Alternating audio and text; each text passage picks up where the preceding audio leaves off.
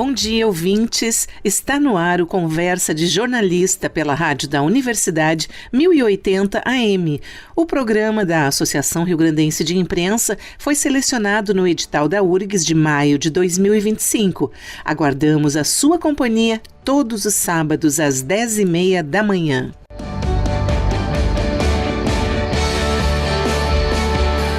No programa de hoje teremos um perfil especial em homenagem aos 120 anos de Érico Veríssimo. No quadro Na Mira da Notícia, o jornalista e radialista Cláudio Brito relembra a despedida do Pelé do Santos e os tempos em que foi produtor do Chacrinha. Nos acompanhe por esta viagem pelo mundo do jornalismo nos próximos 30 minutos.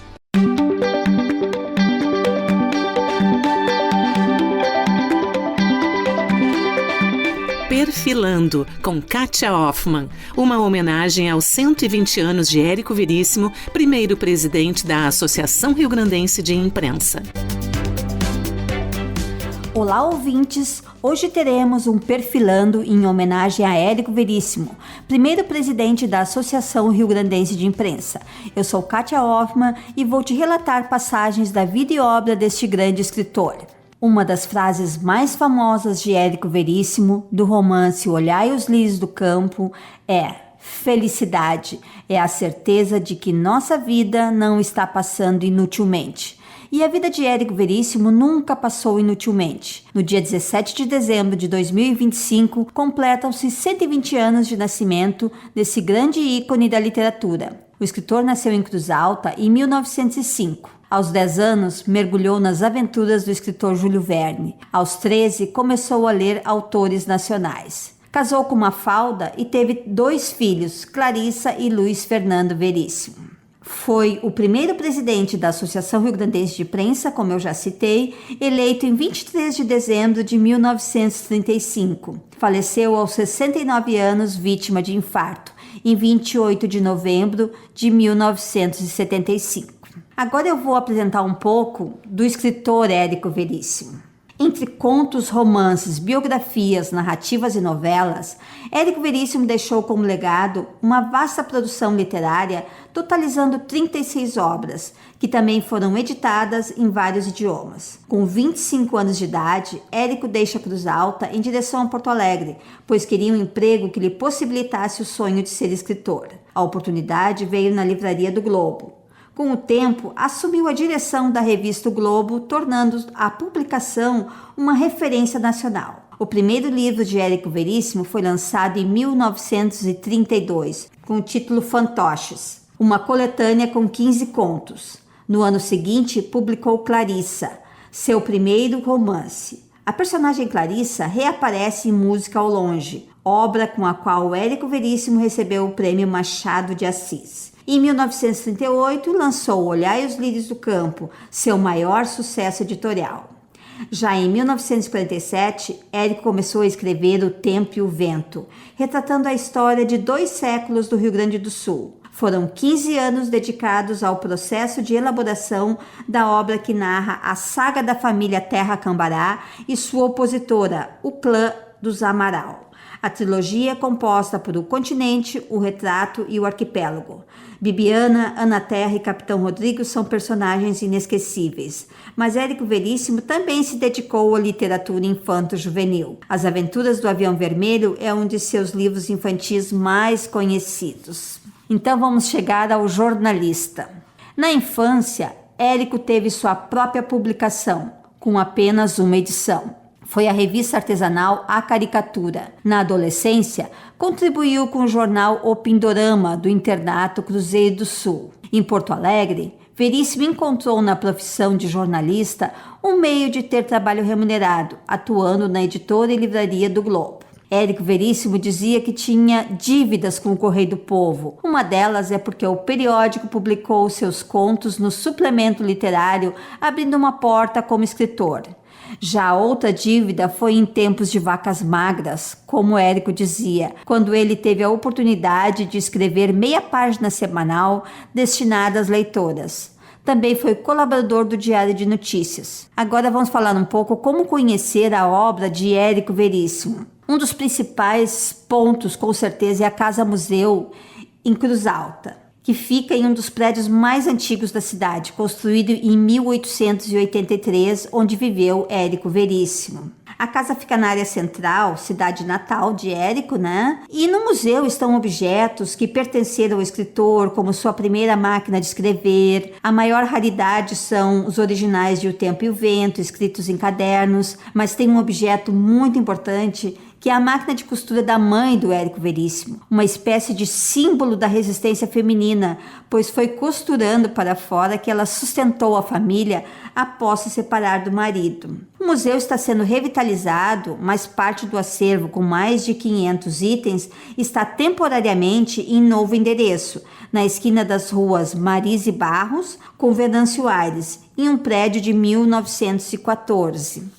Mas não fica por aí. A gente ainda tem aqui em Porto Alegre mesmo o Memorial Érico Veríssimo no espaço Força e Luz, que é um lugar para quem quer saber mais sobre o processo de criação do autor de O Tempo e o Vento, uma de suas obras mais conhecidas. O memorial funciona no prédio da antiga Companhia Força e Luz, na Rua dos Andradas, 1223, com visitação gratuita. Não é um museu, mas poderia ser. Porque quando Érico Veríssimo foi morar no bairro Petrópolis, em Porto Alegre, eram poucas casas, muitas árvores e terrenos baldios. O ano era 1942, época em que Luiz Fernando Veríssimo, filho de Érico e Mafalda, com 10 anos, jogava bola na rua de chão batido.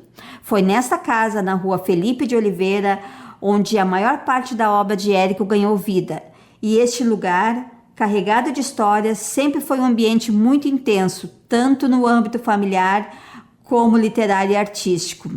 Mas para falar dessa casa, nada melhor do que a neta Fernanda Veríssimo. Vamos ouvi-la. É uma casa que ainda tem partes de 2 acervos, tanto do Érico quanto do Luiz Fernando. Ainda que a maior parte dos manuscritos e das ilustrações, por exemplo, estejam em outras instituições. O acervo do Érico, por exemplo, está em grande parte no Instituto Moreira Salles, no Rio, aberto à visitação e à pesquisa. E aqui também no Memorial, em Porto Alegre também, no Memorial Érico Veríssimo, na Fundação Força e Luz. O acervo do Luiz Fernando está em grande parte na Unicinos, em Porto Alegre. Mas no caso dos dois, ainda uma boa parte da biblioteca, por exemplo, está na casa. Ela é uma casa meio labiríntica, porque ela foi crescendo, meus avós primeiro foram aumentando a casa um pouco sem plano. Então você ainda entra na casa pelos quartos e vai passando a sala de estar e mais profundo. O escritório do meu avô é no fim da casa, passando pelos quartos, passando pela sala, é ao lado da cozinha. Ela é meio maluca. A casa da Felipe de Oliveira, que foi a casa dos meus avós e também a casa dos meus pais e a minha casa também durante muito tempo, é quase um outro membro da família. Ela é um personagem. Ela é uma casa que sempre foi muito visitada, uma casa com muita música, muita conversa, muitas visitas inesperadas, não só de amigos e de outros artistas, outros escritores, mas também de leitores, que muitas vezes batiam na porta e acabavam entrando, queriam conhecer ou os escritores da casa ou a casa, ela mesma. Agora também vale caminhar pelas ruas do bairro Petrópolis, onde Érico e Mafalda faziam suas caminhadas. Ali, pertinho da casa que permanece com a família, fica a Praça Mafalda Veríssimo. Bom, eu estou chegando ao fim desse perfil especial e eu gostaria de dizer que Érico se transforma com o tempo, é uma obra sempre atual. E agora ainda tem adaptações em história em quadrinhos e audiolivro. Então vamos lá. O livro de Érico Veríssimo, Incidente em Antares, ganhou nova vida, agora na versão em história em quadrinhos. A seguir, um bate-papo entre o Vinícius do canal 2 Quadrinhos com o roteirista da adaptação, Rafael Scavone. Acho que o grande problema para as histórias em quadrinhos hoje em dia, no Brasil, né, diferentemente de outros países, por exemplo, da Europa, é que, para nós, quadrinhos ainda são uma mídia feita para criança. O que é quadrinho? Turma da Mônica, Disney. E, na verdade, não. Quadrinhos funcionam como, por exemplo, as animações, né? Existem animações que são feitas para adultos. Então, uma obra como o Incidente em Antares, que tem um respeito, né, no meio literário, é legal ela ser adaptada para quadrinhos. É uma forma de mostrar o quanto essa mídia tem alcance, e então isso é muito, muito importante. E agora vocês vão ouvir a palavra do meu querido amigo Rafael Scavone, roteirista dessa adaptação do Incidente em Antares. Ele vai falar um pouquinho sobre a importância da adaptação para a mídia quadrinhos. E aí, Vini, beleza? Cara, eu acredito que a maior contribuição uma versão em quadrinhos, né, da obra do Érico é tornar ela mais acessível para o grande público, né? Mesmo o Érico sendo um leitor muito conhecido, né, as obras acabam sendo muito extensas, né, Tempo e Vento, Incidente, são obras gigantescas, assim, para um padrão normal de literatura, assim, né? Então nem todo mundo vai cair de cabeça no livro de 500 páginas, né? E o quadrinho, ele, além de ser uma versão editada, né, uma versão um pouco menor, ela tem todo o suporte visual do quadrinho, né, que torna mais fácil a leitura, né, mais fácil de visualizar. Eu acho uma ótima porta de entrada para a obra do Érico, inclusive, né? E outra coisa que eu tenho que elencar é que o Incidente é uma obra muito atual, né? Com o Brasil que a gente vive nos últimos anos, né? Tristes anos. Então é uma obra de quase 40 anos, na verdade, e que ainda é muito atual, né? Então acredito que, não sei se eu fui muito claro, mas acredito que essas são as principais contribuições, né, da obra do Érico em quadrinhos. Um abraço. Em Incidente em Antares, finados deixam de ser enterrados por causa de uma greve. Os mortos passam a relatar segredos e crimes da sociedade, empresariado e políticos. Realmente é uma obra muito interessante e agora em quadrinhos talvez seja uma leitura mais facilitada. A adaptação foi lançada em 28 de outubro durante evento na Feira do Livro de Porto Alegre. Na mesma ocasião, o ator Tarcísio Filho lançou a sua versão em audiobook do livro, da história, na verdade, de um certo Capitão Rodrigo, porque justamente ele escolheu porque seu pai, Tarcísio Meira, fez o personagem Capitão Rodrigo, né, na adaptação do Tempo e o Vento. E o Tarcísio Filho, então, relatou que ele ficou muito feliz quando o pai chegou em casa e disse que ia vivenciar o personagem do Capitão Rodrigo, e ele disse, então eu finalmente vou conhecer a cidade de Santa Fé. Então essas histórias permanecem no nosso imaginário e algumas transformações e adaptações na sua obra, que vai ser sempre eterna e atual. Então essa foi a minha homenagem ao primeiro presidente da ARI, Érico Veríssimo, fazendo um perfil especial, um apanhado geral sobre a sua vida e a sua obra.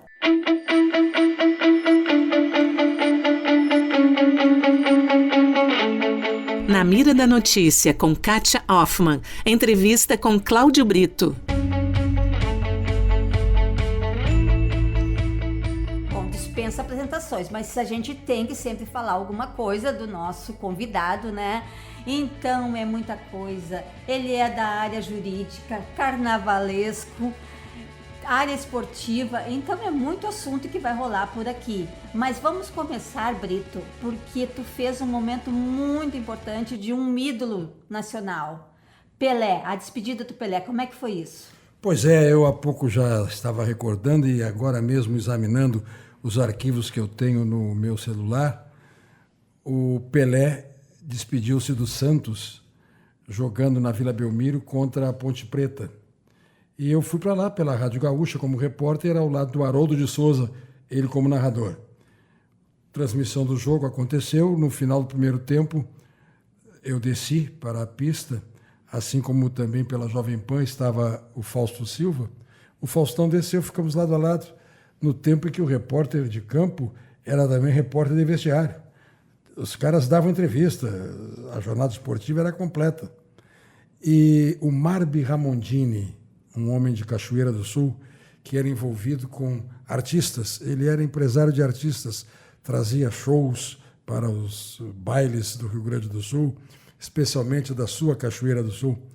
E o Marbi Ramondini chega perto de mim e do Faustão e diz assim, fiquem aí agora, vão lá para o vestiário, no intervalo, e não voltem, porque o Pelé mais adiante irá de novo ao vestiário, porque ele vai ter uma saída protegida para evitar tumulto, era o último jogo dele. Ele vai sair do vestiário com a polícia militar e vai entregar para os funcionários do Santos o seu uniforme, a sua camiseta. Tudo isso foi gravado, está gravado.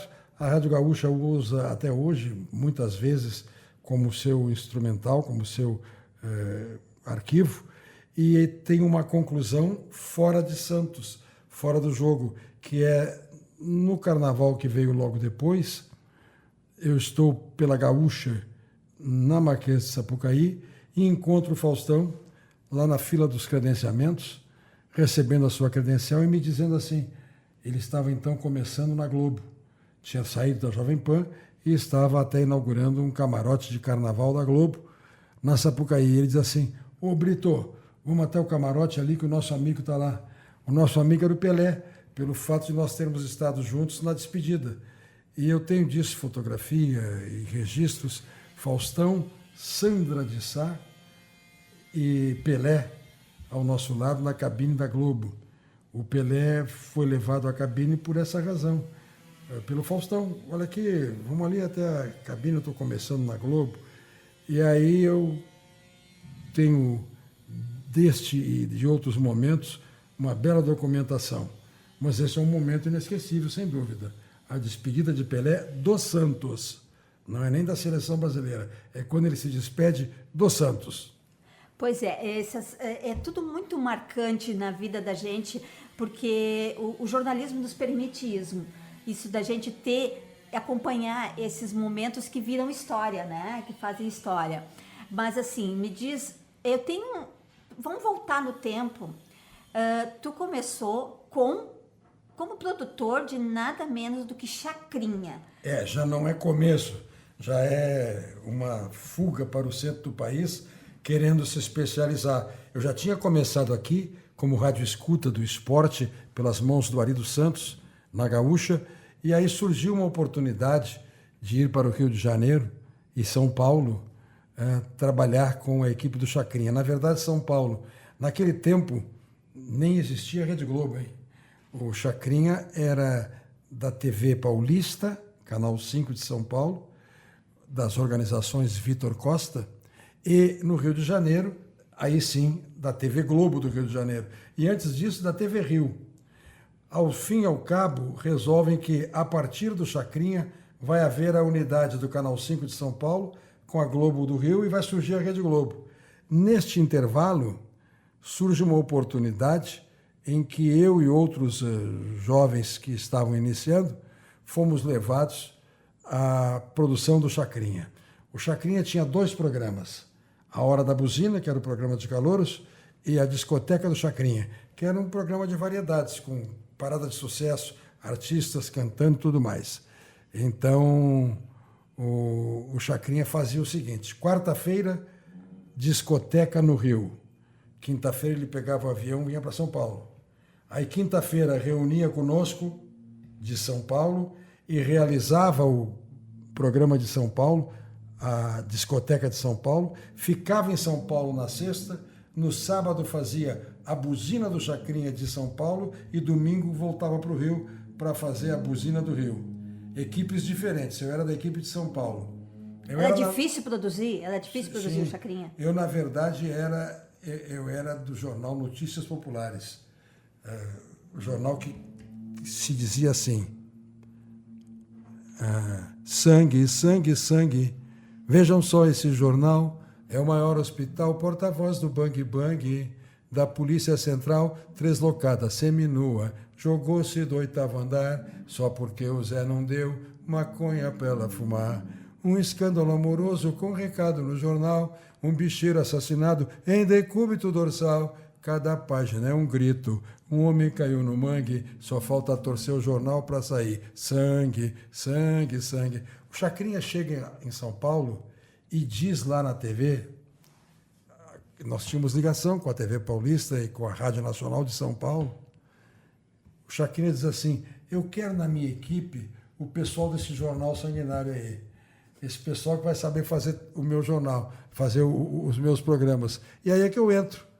Sou levado como um dos integrantes do Notícias Populares para a equipe de produção do Chacrinha. E O Chacrinha não era fácil de produzir. Eu tenho uma passagem também inesquecível que liga o jornalista com o produtor. O Dr. Euríclides de Jesus Zerbini realizou o primeiro transplante de coração em São Paulo. E o Chacrinha, na reunião de produção, diz assim: olha aí, ó, eu quero que vocês me tragam aqui o Dr. Zerbini. E, curiosamente, não tem nada a ver com o outro Ratinho. O meu apelido na equipe era Ratinho. Não tinha nada a ver com o Ratinho que nós conhecemos hoje. Era apelido Ratinho porque o Chacrinha me via muito serelepe correndo para lá e para cá, para lá e para cá. É um ratinho furungador. Ele dizia que eu era isso. Esse Ratinho, traz o Dr. Zerbini. Eu fui lá falar com o Dr. Zerbini para ele vir no programa Discoteca. E o Dr. Zerbini disse assim: eu vou, mas atenção, não aceito o dedo no nariz, porque o Chacrinha fazia isso, botava o dedo no nariz dos entrevistados, né? Não aceito gozação, não quero saber de chacrete, eu vou lá falar do transplante. E o troféu abacaxi? Pois é, e eu cheguei e disse para o Chacrinha: olha, ele vem, mas assim, assim, assim. Pode deixar, pode deixar. Bom, o Chacrinha, dito e feito, na quinta-feira, na discoteca, está lá o doutor Zerbini, sentadinho na cadeira dele, uma chacrete no lado, o troféu que ele ia receber, e o comportamento do Chacrinha era nota 10. Aqui está o programa que comunica e não trombica, a hora da buzina é sábado, hoje é discoteca do Chacrinha, vamos ter aqui o maior médico da história, não sei o que. Bom, foi levando o programa, até que chegou a hora do doutor Zerbini. Chacrinha, a próxima agora, depois do comercial, é com o Dr. Zerbini. O Chacrinha foi, se posicionou ao lado da cadeira do Zerbini. Quando deu a trilha,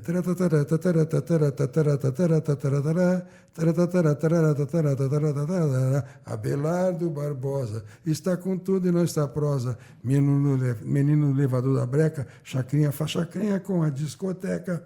Pois bem, tocou isso, o coro cantou. E o Chacrinha, não preciso de dizer mais nada, volta para o ar com um buzinaço na cara do Dr. Zerbini, dedo no nariz. Bom, nunca mais eu tive chance de falar com o Dr. Zerbini na vida. Ele levantou, foi embora do estúdio e não quis mais nada. Mas esse era o Chacrinha. Essa figura que, claro que eu vou lembrar para sempre. Pois é, como pessoa, daí, lidar com o Chacrinha. Como assim. pessoa, eu tenho um momento inesquecível. Numa reunião, certa feita, ele... Ô, Ratinho, como é que está a tua vida aqui em São Paulo? Ele sabia que eu era de Porto Alegre, estava lá. Né? Eu estou morando ali nas Perdizes, na Rua Vanderlei. Estou com um apartamento lá, lutando para alugar, estou alugando metade, não sei o quê. Blá, blá. E o Chacrinha pega e diz assim: então, marca a janta para hoje lá. Como é que é? Foi o gesto do Chacrinha. Ele programou um jantar naquele apartamento modesto onde eu morava, só para ir ver como é que eu estava. Comprou tudo, chegou lá, parou a caminhonete, aqueles pacotes de comida, 2 ou 3 meninas do grupo das chacretes junto, e ficamos lá todos, convivendo, comendo e bebendo. E o Chacrinha, no dia seguinte, na reunião do outro dia, dizia para a turma: olha, fui lá no Ratinho ontem, gente fina, está tudo bem por lá, não sei o quê. Ele queria ver como é que eu estava realmente, para ver se eu estava bem. Foi esta a atitude do Chacrinha. O Abelardo Barbosa, para mim, é inesquecível. O Chacrinha tinha essa trajetória pessoal também, de ter tido dificuldades, sacrifícios, então ele compreendia todo mundo.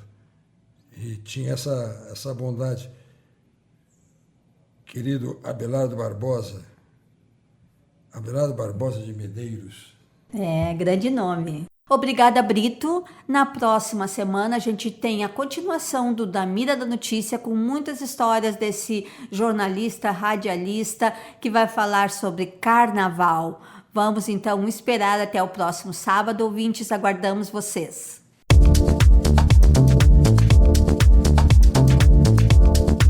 O que vem por aí? Festa da Ari, exposição 90 anos e dica cultural.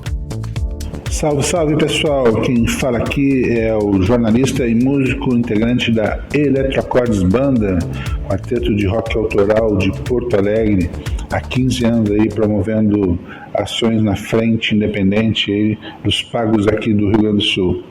Quero convidar vocês então a participar e confraternizar com a gente nos 90 anos da Associação Rio Grandense de Imprensa, ARI, no próximo dia 18 de dezembro, a partir das 19 horas, na sede da entidade, ali na escadaria da Bos, 915, 8º andar. Vamos estar lá presentes junto com a banda Deadline, formada só por jornalistas. Então você já sabe, né? Eletroacordes e Deadline embalando o som na ARI nos 90 anos.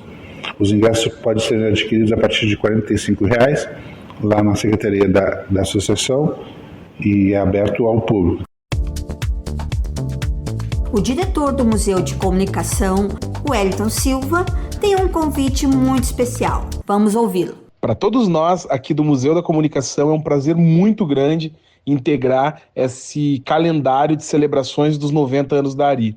Na segunda-feira, dia 15 de dezembro, a gente inaugura a exposição ARI 90 anos, uma exposição que vai contar com acervos que vêm da própria entidade, acervos que estão preservados lá do museu, um pouco dessa trajetória, vai relembrar momentos, vai celebrar pessoas que passaram pela entidade e especialmente vai apresentar aos diversos públicos uma associação que existe, resiste e se revigora no compromisso de celebrar e de valorizar a função do jornalismo e da comunicação aqui no nosso estado.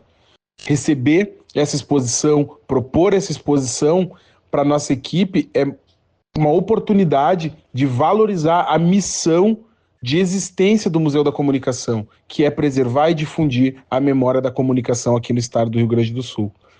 Então, viva a ARI por esse marco, por esse aniversário, por essa data tão importante, e venham todos e todas para o Museu da Comunicação celebrar com a gente visitando essa exposição. No Dica Cultural de hoje, vamos destacar um personagem que entrou para a história por ter sido uma referência na construção da cultura gaúcha, Darcy Fagundes. Considerado o primeiro artista multimídia do Rio Grande do Sul, nos anos 50 e 60, já desempenhava vários papéis. Foi ator de radionovela, radialista, ator de cinema, declamador, poeta e apresentador de programas de TV. Agora teremos a chance de conhecer melhor essa história através do documentário Darcy Fagundes, Meu Famoso Pai Desconhecido. O filme, dirigido pela sua filha, jornalista Luciane Fagundes, tem pré-estreia no próximo dia 16 de dezembro, às 19h, na Cinemateca Capitólio, em Porto Alegre. A entrada é franca e os ingressos podem ser retirados na bilheteria do cinema. Obrigada, jornalista Cláudia Vasconcelos.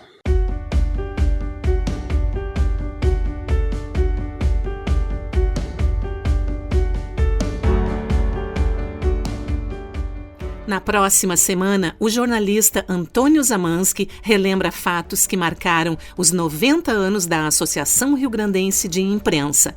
E no quadro Na Mira da Notícia, Cláudio Brito, parte 2.